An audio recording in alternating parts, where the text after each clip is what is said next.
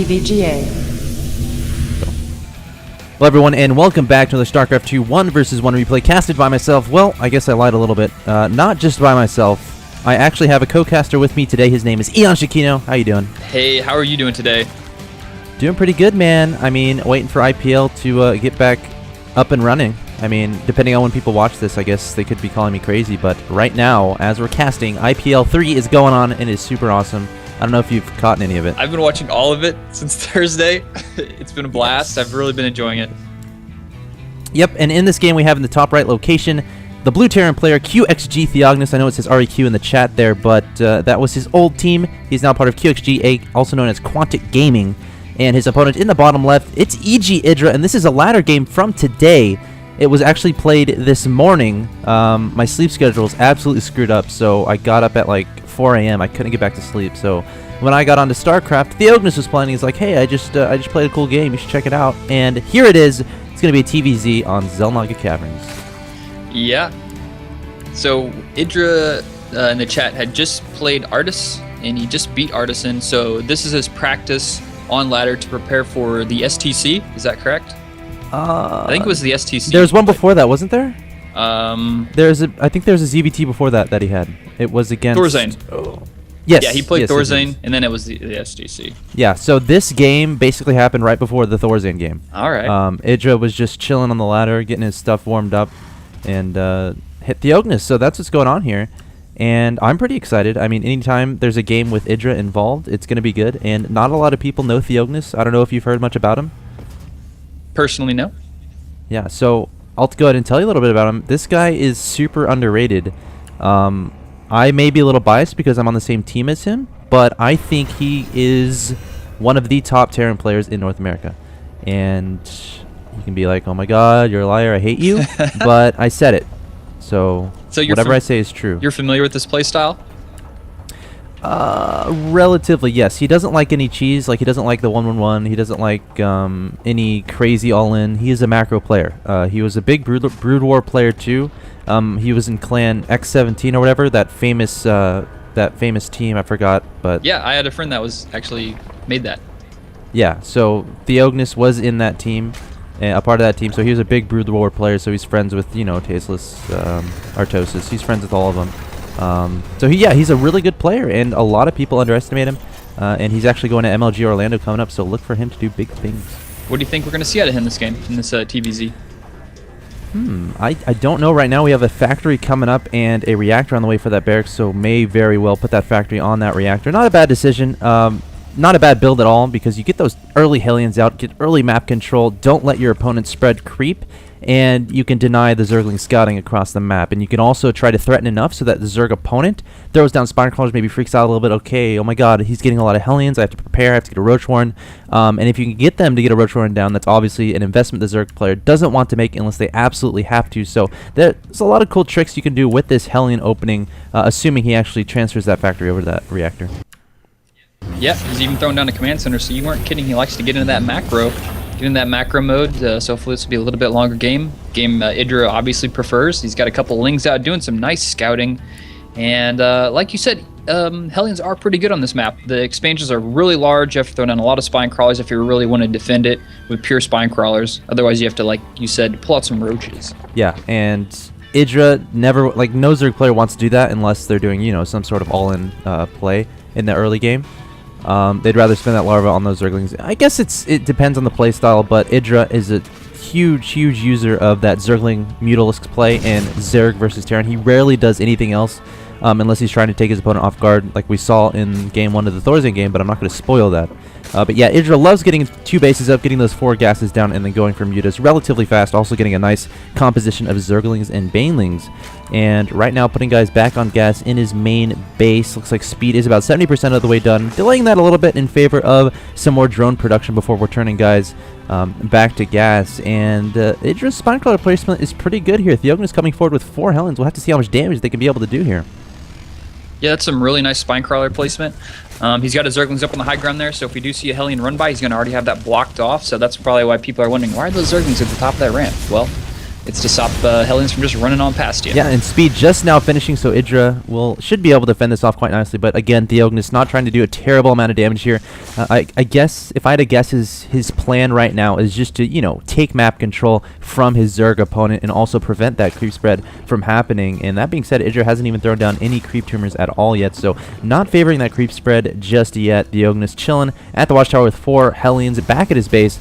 Has 1, 2, 3 racks on the field, actually building a starport, and also has a factory there with the reactor coming on it. And stim is about 70% of the way done, so a relatively quick stim here, and he's going to have relatively quick medevacs too, and I'm wondering when he's actually going to move that command center to his natural expansion.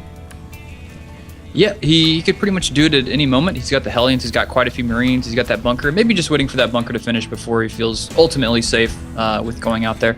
I'm kind of curious what type of composition we're going to see from the QxGtheognis. It looks like Hellions and Bio. He's putting a reactor out there to swap for that starport. Looks like he's going to do that, but I really don't know if we're going to see any tanks out of the QxGtheognis. Yeah, I mean, I'm not sure. I would imagine, I mean, again, like the standard TVZ composition that Terrans usually go for is that Marine tank, and then medevac, and then the eventual Thor, especially against a player like EGIdrA who always goes for that Zergling, Baneling, Mutos composition. So we'll have to see QxGtheognis transferring that starport over to that reactor, starting up 2 medevacs right away, and will a tech lab go onto that factory? That's what I'm looking out for. Also, getting combat shields out of that tech lab for those Marines. And right now, QxGtheognis is just chilling. I mean, I thought he might want to try to do a push once stim is complete, but might be waiting for combat shields, might be waiting for a couple of medevacs before he tries to do any sort of, you know, crazy early, you know, timing push. But right now, 4 Hellions at the watchtower taking care of that Zergling, and going to pursue these 3 Zerglings who are probably going to die slow and painful death. And there we go. Yeah, he went for those medevacs. We might see him do that Slayer-style Terran build, that is the elevator with the Hellions and Marines straight up onto the base. I mean, he's going out right now. He's going to have combat shield finished pretty close. I don't know if he's going to wait for that or just go ahead and go for it, but he's pushing out right now. He's got, 4 Hellions. He's kept them alive instead of doing any type of sacrificing, and it looks like he's going to scout out this 3rd down here. Perfect timing on that. Yeah, like right when the 3rd goes down, QxGtheognis is there, and EGIdrA hasn't broken down the rocks leading towards that 3rd, so that's going to be really hard to defend. In fact, I think he's going to cancel it, and whoa, EGIdrA did not cancel that. Or is that a glitch? Did he cancel it on your screen? No, it definitely did not cancel. The drone did not appear after it canceled. So EGIdrA with a little bit of a blunder there, not canceling that 3rd. It's a little bit unfortunate for him, and now QxGtheognis is going to continue coming forth. A lot of Marines, 2 medevacs, 3 Hellions. Keep in mind, no siege tanks in this composition, so these Banelings could be quite effective, and they don't have speed. That's also important to note, and QxGtheognis, it looks like he's just going to back away. Yeah, he's got combat shield, finished 2.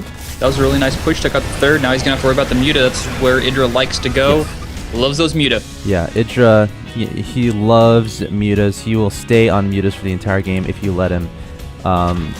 He pumps those out, gets those upgrades, and a lot of Mutas can be really scary, of course, for harassment in the main and natural expansion, and also picking off any stray tanks, and also limiting the drop play from the Terran player. And once again, a drone gets singed away at the 3rd. Did you see if he canceled it? Did he lose another? Yeah, he canceled it that time. Yeah, he got the cancel. So QxGtheognis being really proactive in delaying this 3rd, really nicely played. As of right now, EGIdrA trying to do some harassment with these Mutas and trying to extend the creep out to that gold. We'll probably look to take that gold pretty soon here, I would imagine.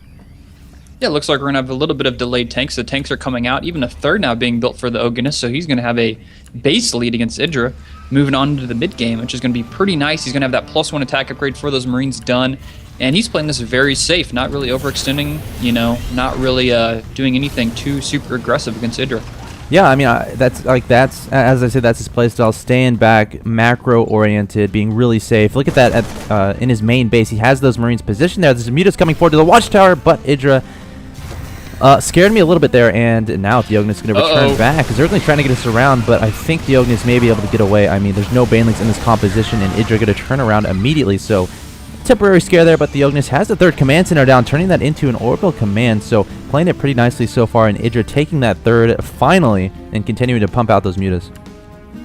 It seems like the QxGtheognis likes to play a sort of typical Terran style. He went for that Marine, Medevac, Hellion play, but he didn't like fully attack. He just kept his units and he built an expansion, so he's kind of doing half of what most Terrans do. Like, they build the units, but he's not fully committing to the attack, and instead of doing that, he's keeping his army composition and he's building an expansion to get kind of a lead against the Zerg player. So a really interesting play here, more passive play, I guess you would say, passive aggressive against Yeah, EGIdrA. it's a really good way to put it. And EGIdrA wants nothing to do with this. So coming forward with these mutas on the right side of the map, at the same time going to that hallway in the back with those Zerglings. So going to do some multi-prong harassment here, going past actually changing his mind with those mutas and returning back. But Theognis coming forward to this gold, and if Terran can secure that gold, they're in pretty good shape. Theognis putting down 2 turrets there. At the same time, Zerglings coming through that hallway, taking down a turret, 3 Marines stimming forward to try to deal with those, and that should be enough to deal with those Zerglings. And Theognis is going to try to take this position at the gold, and if a PF gets down there, it's scary, but Theognis has an orbital there, so it's quite interesting. It just has some really nice creep spread. He's got 1 queen dedicated to it. Probably going to throw down a 4th here pretty soon. Izzo, actually, speaking of that, he's got a 4th over there on the left side of the map, and he's got 6 gas going there, so he's going to be able to produce a lot of muta. Kind of curious to see whether or not he's going to start teching into broodlords, because he does like to do that eventually. Yeah. We saw that in IPL. What was that? Friday? I think that was Friday. Maybe it was Saturday whenever he did that on Shikarov's plateau. He does eventually like to get into broodlords. Yeah, I think that was group play against... Oh, who was that? No, I thought he played Whiterun and then just gave up. I don't remember. I'm pretty sure Saturday wasn't group play. Was I it think Saturday? It was, okay, Saturday. Yeah, I think it was so Saturday. So it must have been Artist, I guess. That was his first round match, I think. No, what am I thinking about? Who was his first round match? I don't even remember. I'm trying to think. I know he played Artist. So maybe that was it. Follow. I don't know if he played 1 or 2 matches on Saturday, but anyway. EGIdrA is taking that hatchery, and yeah, I don't see an infestation pit on the field. Yeah, so looking for that broodlord transition, but I do not see that. I don't see an infestation pit anywhere, so it doesn't look like EGIdrA wants to do that transition anytime soon. And EGIdRA swinging around with some Zerglings, going to go into the natural expansion of Theognis. He does have a bunker here and 2 supply depots, going to lift those up immediately, but the Zerglings going to go straight to the middle line, hold position, and try to take down some SCVs, but Theognis has plenty of Marines here at the same time. Muta's attacking the goal, targeting down those turrets. Theognis not able to repair those, but there are some Marines in that middle line. Should be enough to deal with that, I would imagine, and EGIdRA looks like he's just going to be backing away, but trying to get some harassment done right now, and doing a decent job at it, I'd say. Yeah, he had a lead with the Harvester count, but just getting a couple more Zergling kills, SCV kills there with the Zerglings. And these mutas are getting in a pretty scary number. So many mutas. How many is that? 31. Wow. Yeah, Theognis scrambling around with all of his units, trying to deal with this insane mutalist number from EGIdRA. EGIdRA's going to go straight to the main base, target down these engineering bays, and if he can get those, that would be a good win for him. Just going to be engaging these Marines straight up. Theognis going to back up, trying to get support from those medevacs, and EGIdRA is just going to clean that up. So Theognis being spread out quite a bit here. I'm not sure about this decision to engage these Marines head on, but EGIdRA doing a lot of damage here, trying to limit the mining time of his opponent. Yeah, he is just so deadly with those mutas. If he can get in your base, he's actually going to break down the supply depots, and those Zerglings are going to get in. That's going to be trouble. Yeah, the Zerglings just running right in, but there is a tank siege right outside of that orbital command, so that's going to be doing a lot of damage to those Zerglings at the same time. Muta's continuing to target down these turrets that are trying to get finished, and Theognis finally gets a Thor out, and that should be enough to discourage EGIdRA from poking forward anymore, and Theognis immediately throwing down 3 turrets and a sensor tower, wants nothing more to do with that. And EGIdRA is stocking up the money right now, doesn't have that much gas. He's building a hatchery at the 4th of the Theognis. Oh my god. He's got a place. I don't know what he's doing that for. Maybe just to delay it even longer? EGIdRA taking the hatchery at Theognis's 4th, or natural 3rd, whatever you want to call it. Very interesting. Of course, he could potentially take the 3 o'clock expansion, but EGIdRA, and I think Theognis sees this with the sensor tower too. He sees a unit there. He doesn't know what it is. The rocks are still not taken down, so that's kind of a really relatively safe position, sort of. I mean, I guess you could put 1 tank on the high ground behind it, and it would be neutralized. But EGIdRA does have those mutalisks out, so that wouldn't be too effective. So very interesting strategy here from EGIdRA, taking his opponent's natural 3rd, and going to be targeting down some Marines at the gold base of Theognis. At the same time, Theognis pushing forward, scanning on this creep. Nice spread on these tanks, but these mutalisks doing so much damage to this gold base. Theognis needs to return over there with some Marines. That's exactly what he's going to do. Stimming some Marines over there, and I'm not sure. Yeah, that is going to be enough. So EGIdRA going to be backing away with those mutas, but Theognis going to be targeting down EGIdRA's natural 3rd, and he might in fact take that down most of EGIdRA's army is heading over to this gold base here. Oh, man. He just stopped. Oh, there's a lot of Zerglings and a lot of Muta. I wonder where those Thors are. It looks like the Thors are in his base for defense. I don't know if that's a misrally or what, but here comes a lot of Zerglings, tanks getting some free shots in there. Muta's getting a lot more kills, and then going to snipe a medevac and back off. Yeah, and a bunch of drones being transferred to Theognis' natural third. You know what that could be? Maybe he's playing for like the super late game and thinking about the fact that Theognis eventually is going to want to take a fourth. But hold that thought, tanks getting sniped away by these mutas and EGIdRA backing away. Medevac's getting taken out as well. But what EGIdRA could be thinking is, okay, Theognis has to take a fourth eventually. I'm going to lose the space. I'm going to take as many minerals as I can from his side of the map so that the later this game goes, the better off I am. That's just one possibility. I don't know, though. Who knows what EGIdRA is thinking right now.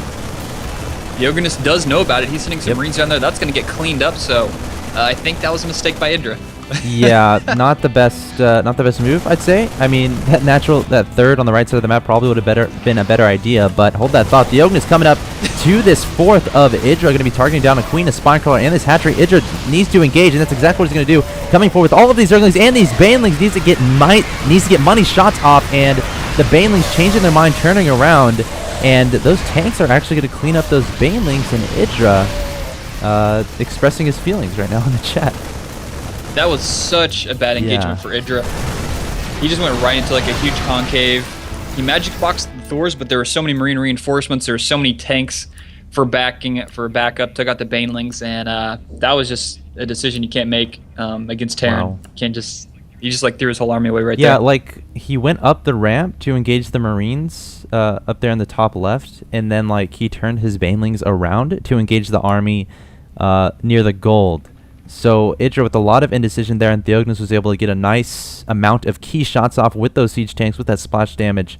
And Theognis is going to win this game, and EGIdRA, again, losing this game right before his IPL match. So I say this is really well won, excuse me, by Theognis. He played really passive, and he, like, think about the aggression he applied to EGIdRA. He kind of pushed at the beginning with some Hellions, 4 Hellions. He pushed a little bit with a couple more Marines, took out the third, and then after that he was really playing on the defensive, and EGIdRA kind of lost this game on his own. Yeah, he just like threw his army away there. So yeah, nice play there by Theognis, really nice and passive Terran play, and eventually EGIdRA made a mistake and he made him pay for it. So is this your first time seeing a Theognis game? Any impressions? I really like the Terran playstyle. I think a lot of Terrans play too over-aggressive, and you know they make for a really early push against Zerg. And even when I played Terran on ladder occasionally, you know, I'll go for like a timing attack and you'll just lose your whole army, and then the Zerg just like drones behind it, and you're like, oh well, now I'm screwed. So I really like this passive play from Theognis. Yeah, he's actually really good, taking out EGIdRA, and I think that does it for us. EonShikeno, where can people find you, man? Check me out on my YouTube page at youtube.com/EonShikeno, and I got a Twitter, EonShikeno. Nice. You know, this is this is a milestone, man, because every single cast that's been on my channel has been a solo cast. Oh, this so is the there first, we go. This is the first time. First dual cast. So I love it. EonShikeno, I don't know if you can handle it. I don't know if people like you. This is very new stuff going on here, man. I hope they like me. No, man. I mean, it's gonna be interesting what people say. I don't know, but if you guys liked it, obviously let us know and leave feedback in the chat. Obviously, go check out his channel. You said it was youtube.com/EonShikeno. Leave him a comment. Say he's awesome and thanks for casting with me, because I get lazy sometimes and don't want to cast. But Shikeno hitting me up on Skype telling me, come on, man, let's do it. So we're doing it, and Theognis taking the win. That's going to do it for me. That's going to do it for EonShikeno. That's going to do it for us. So stay tuned, guys. Again, you can subscribe if you want, and of course, stay tuned to my YouTube for more replays from wherever I decide they come from. This one, again, was a ladder game taking place right before IPL 3 festivities started on Sunday. So once again, thanks for watching. See you guys next time.